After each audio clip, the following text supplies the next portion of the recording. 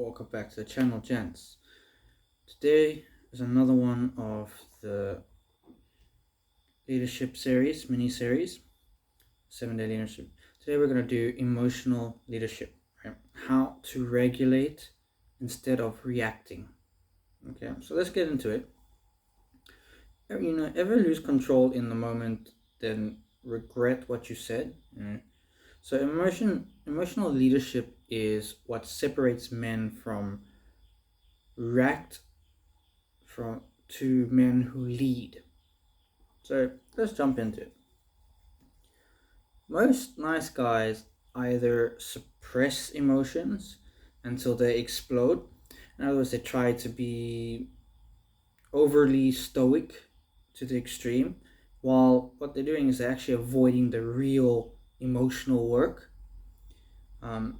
This leads to passive aggressive behavior, blow ups, and confusion, and it's just for you and your partner or LTR or wife, it just doesn't lead to a good place.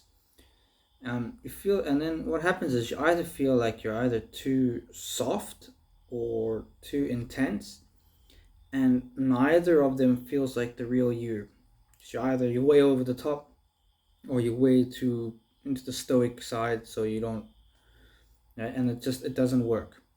So the inside of this is emotional leadership isn't about being emotionless, right? That's not the goal. Even stoicism or whatever it is, it's not about being emotionless. It's about owning your emotions, like really owning your emotions instead of being ruled by them, right? Emotions are good. Having emotions is good. They are indicators. They let you know when something is happening. They're not there to rule you. They're not there to essentially, they do not drive the van, let's put it that way, or the car or whatever. So another thing with that, with the emotions, right? Reactivity is the automatic response, and that is not emotional leadership. That is not leadership at all. You don't want to react. That is the automatic response. What you want to do is leadership is intentional. Leadership is what you think about and choose, right? Because you're responsible for how you show up, no matter what. Even when you're angry, even when you're triggered, even when they say something that's false or whatever, you are still responsible for the way you yourself show up. So you got to decide, right? How are you going to do this?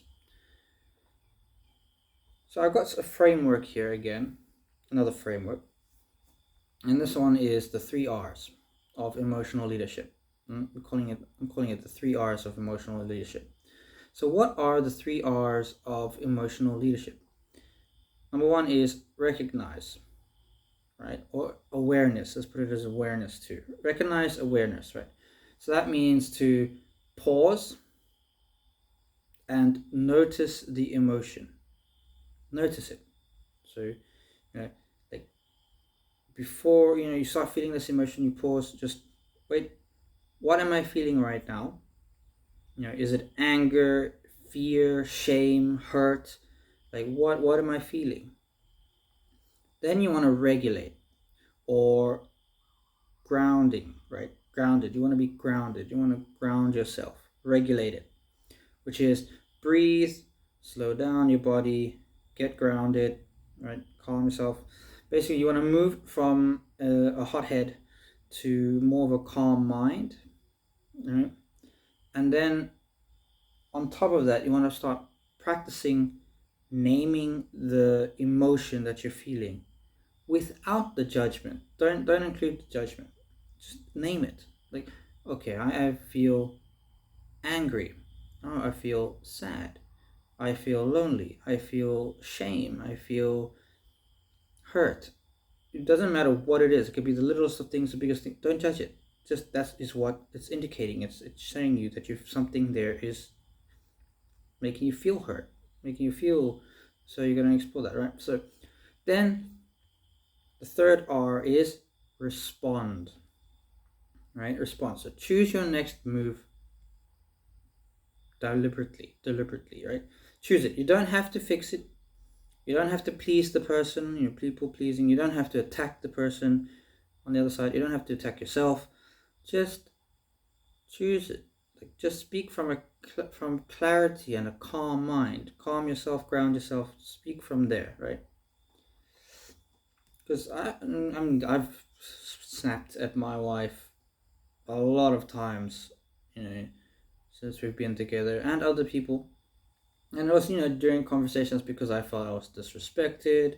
And a lot of the times I have stopped myself and thought, this is not because of just what the words she said, right? It was about me feeling unseen, previously that whole week, I felt like, "Oh, she hasn't noticed me or something." And then I would tie it all in together because of that one emotion, and I would eventually explain. But if I name it calmly, and sort of calmly and recognize that emotion, then the whole conversation shifts away from that conflict that we would have had. And it's not conflict avoidance, it's just recognizing, okay, I felt this way. Well, why do I feel this way? Okay, ground yourself, breathe, and then I chose my response without getting angry. Now,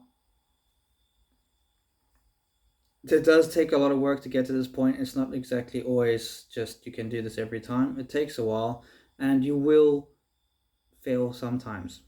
I still have times where I respond by exploding or getting upset and angry, but I'm aware of it. I name it, and then I own it, and then I will, after the fact, after our conversation or exploding, I will name it.